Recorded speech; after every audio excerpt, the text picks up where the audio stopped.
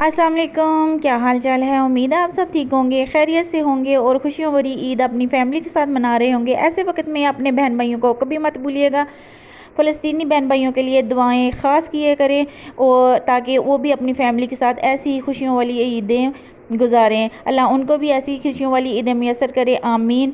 और आज हम ईद उल अज़हा की फ़र्स्ट रेसिपी बना रहे हैं कलेजियाँ। आलमोस्ट सारे पाकिस्तानी जो हैं ईद ईद वाले दिन सबसे पहले कलेजियाँ ही पकाते हैं और हम भी कलेजियाँ बनाएंगे। और कलेजियाँ बनाने की मैं आपको डिफरेंट रेसिपी बताऊंगी। हम कलेजियाँ सादा नहीं बनाते, हम गोश्त के साथ कलेजियों को बनाते हैं। खाली कलेजियाँ में मज़े की नहीं लगती। तो हमने 4 किलो गोश्त लिया है, उसमें 1.5 किलो हमने 4 किलो कलेजियाँ ली हैं और उसमें 1.5 किलो हमने गोश्त डाला है। तो उसको हमने उबलते हुए पानी में डालकर पानी निकाल लिया है ताकि उसकी स्मेल जो है वो ख़त्म हो जाए। फिर हमने 2 बड़े प्याज लिए हैं, 1 चम्मच लहसुन अदरक का पेस्ट लिया है और नमक, हल्दी डाली है, नमक, मिर्च और दाढ़ा मिर्च डाल के और थोड़ी सारी हमने 1 चम्मच 1 टेबल स्पून हमने सौंफ डाली है इसमें।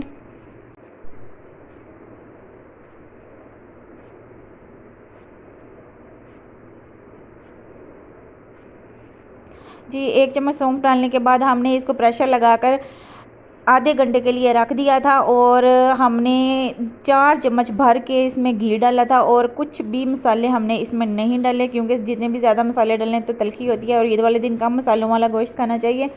इसलिए हमने थोड़े से मसाला डाल के जो है वो गोश्त अपना भून लिया है। और देखिए हमारी कलेजियाँ कितनी मज़ेदार, टेस्टी और मसाले वाली बनी है। उम्मीद है आपको हमारी फ़र्स्ट रेसिपी ईद उल अज़हा की फ़र्स्ट रेसिपी ज़रूर पसंद आई होगी।